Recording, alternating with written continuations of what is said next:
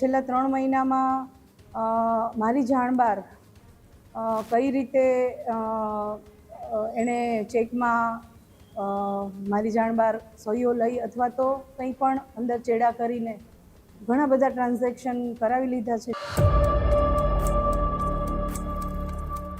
સહીઓ કરેલી પણ એ સહીઓ તો સાચા બિલ સાથે કરેલ, પછી એણે કંઈક અંદર ચેડા કરીને કરેલ છે.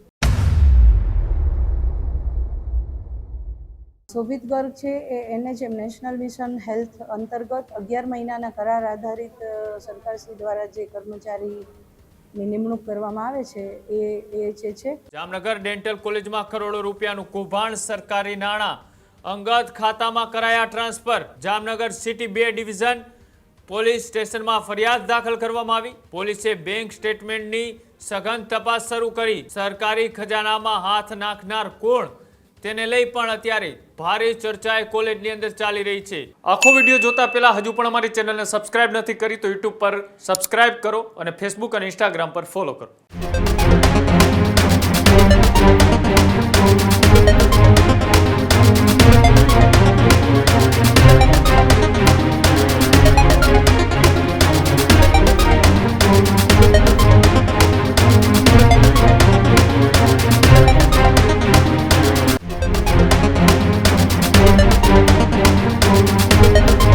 જામનગરની અંદર ડેન્ટલ હોસ્પિટલની અંદર કરોડો રૂપિયાનું કૌભાંડ થયા હોવાની વાત સામે આવી રહી છે.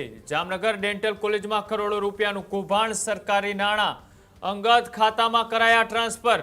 ડીન ડોક્ટર નયના પટેલ સહિત ઉચ્ચ અધિકારીઓએ નોંધાવી ફરિયાદ. જામનગર સિટી 2 ડિવિઝન પોલીસ સ્ટેશનમાં ફરિયાદ દાખલ કરવામાં આવી. ફરિયાદ બાદ પોલીસની તપાસનો ધમધમાટ પણ શરૂ થયો. બેંક ખાતા, ટ્રાન્ઝેક્શન અને આખી ચેન ખંગાળી રહી છે. ત્યારે હાલ પોલીસ, જામનગર પોલીસના ટોચના અધિકારીઓ પણ અત્યારે તપાસમાં જોવા મળી રહ્યા છે. પોલીસે બેંક સ્ટેટમેન્ટની સઘન તપાસ શરૂ કરી. સરકારી ખજાનામાં હાથ નાખનાર કોણ, તેને લઈ પણ અત્યારે ભારે ચર્ચા કોલેજની અંદર ચાલી રહી છે. જામનગર ડેન્ટલ કોલેજની અંદર કે જ્યાં સરકારી નાણાં છે તે અંગત ખાતાની અંદર કોણ ટ્રાન્સફર કરી ગયું, તેને લઈ અત્યારે પોલીસ અધિકારીઓનો તપાસનો ધમધમાટ શરૂ થઈ ચૂક્યો છે. અને સાથે જ બેંક ખાતા, ટ્રાન્ઝેક્શન અને આખી ચેન એ અત્યારે પોલીસ તપાસી રહી છે. અને જે પણ કોઈ વ્યક્તિ આમાં જવાબદાર છે તેની સામે કડક કાર્યવાહી કરવા માટે પોલીસ અત્યારે પોતાના ચક્રો ગતિમાન કરી રહ્યા છે.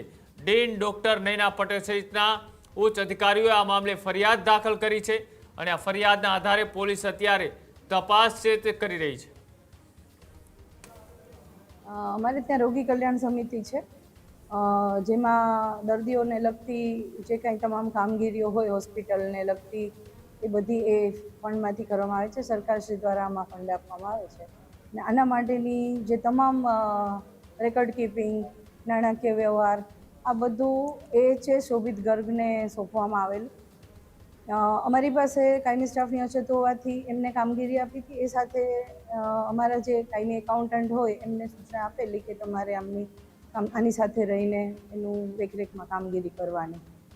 હવે છેલ્લા 3 મહિનામાં મારી જાણ બહાર કઈ રીતે એણે ચેકમાં મારી જાણ બહાર સહીઓ લઈ અથવા તો કંઈ પણ અંદર ચેડા કરીને ઘણા બધા ટ્રાન્ઝેક્શન કરાવી લીધા છે, જેની જાણ થતાં અમે તાત્કાલિક આના વિશે તપાસ કરી અને પોલીસમાં ફરિયાદ કરેલ છે અને પોલીસમાં આગળ તપાસ ચાલે છે.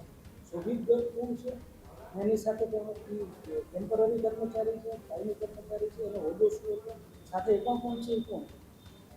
શોભિત ગર્ગ છે એ NHM નેશનલ મિશન હેલ્થ અંતર્ગત 11 મહિનાના કરાર આધારિત સરકારશ્રી દ્વારા જે કર્મચારીની નિમણૂક કરવામાં આવે છે એ છે અને જેનું ડેપ્યુટેશન જીજી હોસ્પિટલ ખાતેથી છેલ્લા 2.5 વર્ષથી અહીંયા કરવામાં આવેલ છે.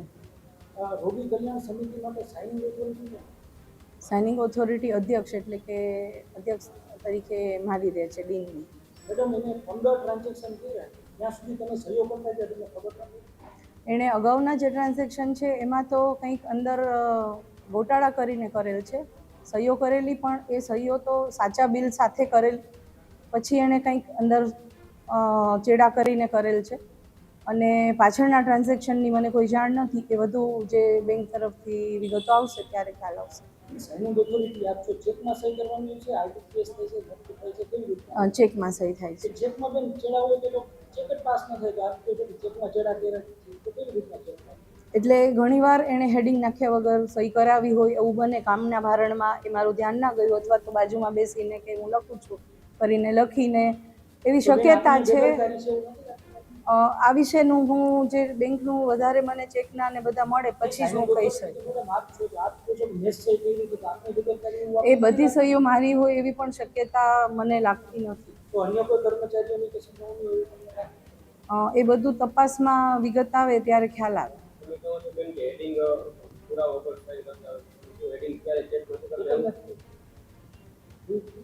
હવે કે આપણે વિશ્વાસ મૂક્યો હોય કર્મચારી, એને વિશ્વાસઘાત કર્યો હોય એવી શક્યતા જણાય. વિશ્વાસ મૂકી શકાય? સરકારી નાણાં આમાં વિશ્વાસ મૂકી શકાય એવું તમે માનો છો?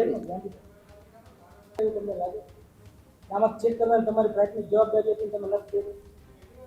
મારી સાથે મેં અન્ય મેમ્બરોને પણ આ કામગીરી સોંપેલી છે, કારણ કે ત્રણની સૈનિક ઓથોરિટી મેડમ એક માત્ર આપની પાસે રહી છે.